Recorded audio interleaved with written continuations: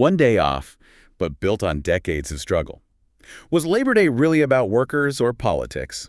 I am your host. And I am your resident expert. You're listening to We Might Be Wrong again. We're so glad you're joining us. Right, so let's unpack this. Today, we are taking a deep dive into the true origins of Labor Day. We really are. And we've got an incredibly diverse stack of sources to go through with you today. Yeah, we're pulling from global historical records, a really detailed Malaysian labor law guide, and an economic policy brief from EU-RI. It's a fascinating mix, honestly. It gives us a genuinely global perspective on something most of us just, blindly mark on a calendar. Quite true. But I'm going to lay my cards on the table right away here. Okay, go for it. I honestly think Labor Day has entirely lost its original meaning. Wait, entirely? I'm not sure I'd go quite that far. I really would. I mean, think about what it is today for you, the listener. It's essentially just about barbecues, retail mattress sales, and enjoying a symbolic day off work. Well, I see your point. I do. But I have to gently challenge that premise. When you look closely at the sources, they reveal a continuous, ongoing, global struggle for balance. A struggle that you think actually still matters. Deeply. It's an ongoing fight that shapes how every single one of us lives and works right now. Right. And just a quick note for you listening before we dive into the history. Yes, the impartiality warning. Exactly. While the origins of this holiday are heavily intertwined with socialist movements and trade unions, we are going to impartially report the historical facts from the sources. Spot on. We're not endorsing any political ideology here. We're just following the historical paper trail to see exactly where it leads us. So to understand if the holiday has actually lost its meaning, we really have to look at what that meaning originally was. Which takes us right back to the, quite frankly, grim reality of the Industrial Revolution. Right, to a time when working conditions were brutal and just completely unregulated. And out of that hardship came a very specific, almost mathematical philosophy. Yeah, in 1884, the American Federation of Organized Trades laid out a demand. Right, they called it the 3 8s. 8 hours for work, 8 hours for recreation, and 8 hours for rest. It's wonderfully elegant, isn't it? It's not just about working less. It's a complete framework for a balanced human life. What's fascinating here is, well, they weren't actually the first to think of that math. No, they weren't. There's this great detail in the historical records about a carpenter in New Zealand. Oh, Samuel Duncan Parnell. Yes, exactly. This was way back in 1840. He basically just refused to work more than 8 hours for his employer. And his reasoning was purely logical. He pointed out that the day only has 24 hours. Right. And a human being needs those divided evenly to just, survive and thrive. But here is the thing. A polite conversation with a boss in New Zealand is one thing. Yeah, that's true. Making this a global standard required something much, much darker. You're referring to the Haymarket affair. I am. In May of 1886, this whole idea of the 8-hour workday triggered a massive strike in Chicago. Massive is an understatement. 400,000 workers walked off the job across the U.S. Which is an unprecedented scale of collective action. Right, it was huge. And it started peacefully. But on the third day of protests, the police actually fired into a crowd of unarmed workers. Which escalated the tension completely. The next day, during a rally, someone threw a bomb into the police ranks. And the chaos that followed was horrific. 7 police officers and 4 workers died in the violence. Yeah. And the person who threw the bomb was, they were never even definitively identified. But the authorities still arrested 8 workers who were linked to the organizing movement anyway. Right. The trial that followed was highly criticized globally as being a complete sham. 7 of those men were sentenced to death. It's a really dark history, but it perfectly illustrates my point about where we are today. How so? I mean, these events became the literal catalyst for basic human rights. Things like minimum wage and limits on working hours, sure. But look at the stark contrast with modern celebrations. You don't think we are honoring that original sacrifice? Frankly, not at all. Today, it feels like a mandatory corporate pizza party. A pizza party? Yes. We celebrate surviving the grind with a day off and some forced fun, while the actual structural fight is mostly forgotten. I disagree. The very date you circle on your calendar proves that the fight was recognized and feared on a global scale. Well, let's talk about the date then, because that brings up a massive contradiction in the history. The famous May versus September divide. Exactly. If the Haymarket affair Yeah, the defining bloody struggle for these rights happened in Chicago in May. Why on earth does the U.S. celebrate Labor Day in September? It's a great question, especially since the rest of the world chose May 1st. Right. In 1889, socialist parties in Paris proclaimed May 1st as the Workers' Day of International Unity. Specifically to honor the Haymarket martyrs. Right. And now over 80 countries observe it on May 1st. That includes Malaysia, China, and, well, a large portion of Europe. But in the United States, President Grover Cleveland explicitly signed legislation in 1894 for a September holiday. And the sources are very clear that this was a deliberate political move. He wanted to aggressively distance the country from May 1st. Because May 1st was just too closely associated with the radicalism, socialism, and the anarchism of the Haymarket riots. They wanted a safer, sanitized alternative. Right. It's essentially like changing the date of your birthday so your rebellious friends don't show up. That is a very cynical way to look at it. But it's true.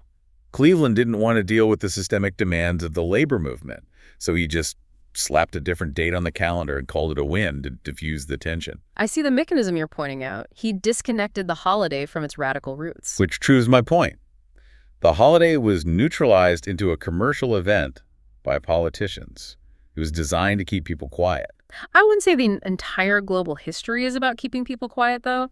Yeah. Look at how other nations adapted the day. You mean countries that don't use May or September? Exactly. The Bahamas, for instance, uses the first Friday in June. To commemorate a massive 1942 strike, right? Yes. And Jamaica is a really fascinating example.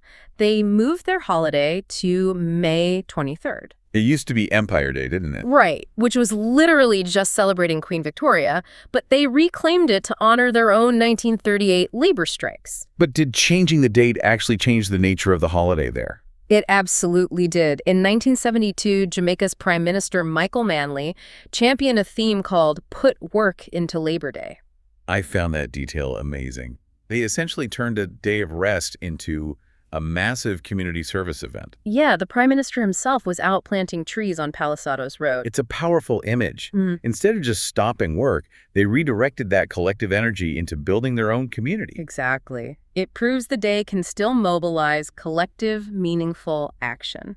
It isn't destined to just be a barbecue. If you're enjoying this discussion, don't forget to like and subscribe. We really rely on your support to keep bringing you these deep dives. Okay, so we've established the messy political history and how the date was manipulated. But you're still skeptical about its modern value. I am. Because that political sanitization worked almost too well. How do you mean? Today, when we shut the economy down for a long weekend, what is that actually doing to the bottom line? Is it holiday havoc or an economic boost? You're wondering if these holidays are a massive economic drag. Right. Look at the UK's Queen's Platinum Jubilee. When they added an extra holiday, the government absolutely panicked. Oh, right. They released statements claiming it would cost the British economy £2 billion. But then PwC research came out and showed the government overestimated that cost by 64%. Wait, how do you miscalculate something that large by 64%? Because the government only looked at lost production. They completely ignored the non-financial benefits and the shift in consumer spending. Which perfectly sets up that fantastic policy brief we read from EU ERA. The one where they analyzed economic data from 101 different countries. Yeah. Yes, they were looking for the exact correlation between public holidays and GDP. And what they found was an inverted U-shaped curve. Basically, they mapped out the optimal number of public holidays a country needs for continuous economic growth. And the magic number they landed on is exactly 10 days. 10 days is the sweet spot. Anything beyond that and diminishing returns start to kick in. Why the 11th day, though? What changes? Well, after 10 days, the disruption to supply chains and the sheer cost of businesses to halt operations just outweighs the benefits. But up to those 10 days, the holidays actually increase per-hour efficiency. Right, because workers have time to recover from burnout. Leisure time mathematically reduces pressure and boosts overall GDP. Plus, we can't ignore how the stock market reacts. The sources dive into the pre-holiday and post-holiday effects. Where stock returns historically surge right around these breaks. Exactly. But here is where it gets really interesting for my argument. You're going to bring up the Chamber of Business source, aren't you? I absolutely have to. They literally referred to public holidays as marketing opportunities. They do highlight the massive boost for the retail and hospitality sectors. Wait, think about what that means. If an economic study validates a worker strike, Those two things seem entirely at odds. Not necessarily. It just shows that rest is profitable. But it shows it's purely an economic tool now. Companies use the day to offer discounts and push loyalty rewards. It's entirely about spending money, not worker solidarity. I see your angle. But if we connect this to the bigger picture, the EU ERA study actually validates the original strikers from 1884. By proving that they generate more retail sales. No, by proving mathematically that the 3/8 philosophy is economically sound. So you're saying the rest they fought for is just mathematically necessary for the capitalist system to survive? I'm saying the activists in 1884 knew intuitively what we now have the data from 101 countries to prove. Humans cannot work continuously without breaking down. All right, I'll concede that the math supports the concept of rest. But let's look at the modern worker. You're wondering who is actually getting to enjoy these mathematically sound benefits today? Exactly. Because the landscape of work has changed dramatically, especially since the 2008 financial crisis. That's when we saw the massive global rise of the gig economy. Millions of people are now trapped in casual, short-term work, and they lack the most basic rights. It's true. Uber drivers, freelance contractors, delivery riders, they have no statutory sick pay and no redundancy pay. And they definitely don't get paid holidays. We can see the mechanics of this clearly in the Just Login source, which breaks down Malaysia's labor laws. Right, let's unpack that. Their laws create a very strict binary separation between employees and contractors. Yes. If you are classified as an independent contractor, you are entirely unprotected by those statutory benefits. And even if you are lucky enough to be a recognized employee, the protections are still tiered.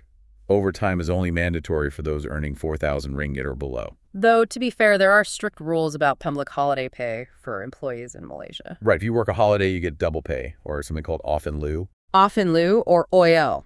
It basically means if you are forced to work on Labor Day, your employer legally owes you a substitute paid day off later. But your larger point remains, the gig worker doesn't get OIL. They don't get double pay. Right. If they don't drive, they don't eat. It is a massive loophole in modern labor classification. And it's not just gig workers. What about corporate workers? We have this insidious new trend of unlimited holiday. Oh, the Reed source covers this extensively. Huge companies like LinkedIn and Netflix offer it now. But it's highly debated because it's a trap. A trap. Studies show it actually leads to employees taking less time off. Ah, because there is no statutory minimum to protect them. Exactly. The psychological mechanism is brutal. Without a guaranteed number of days, there's immense peer pressure not to look like you're abusing the system. You're constantly trying to prove your dedication by not taking the time you technically have. So my original premise stands. Labor Day is entirely obsolete for a modern Uber driver or an anxious corporate contractor. I hear the frustration in what you're saying. A symbolic day off in September or May does absolutely nothing to cure modern burnout. And it certainly doesn't protect workers from AI replacing their jobs. I understand the skepticism, I really do. But I have to gently disagree with your final conclusion there. Why? The evidence clearly shows the hard-won protections of the 19th century are slipping away through modern loopholes. That is exactly why the spirit of Labor Day is still crucial. I'm not following. How does losing protections make the holiday more relevant? Because the very existence of the gig economy proves the fight isn't over. The fundamental tension between capital and labor hasn't been solved by a barbecue. So you're saying the battlefield just moved? Exactly. The struggle for balance hasn't ended. It has just shifted from the physical factory floors of 1886 to the digital platforms and gig apps of today. We're still fighting for the 3/8, just under different job titles. Precisely. The core human need for 8 hours of rest hasn't changed. So what does this all actually mean for you, the listener? It's a prompt to reflect on your own relationship with work and what boundaries you are accepting. Take a look at your own calendar. When you take your next day off, are you truly resting as that original 3/8 philosophy intended? Or are you just temporarily recharging your batteries so you can be more productive for a system that hasn't stopped demanding more? It is a lingering thought to carry into your next long weekend. Labor Day might look like just another holiday, but it quietly reminds us that balance was fought for, not given. If this made you think a little differently, give us a like and subscribe. Thanks for listening. We might be wrong again.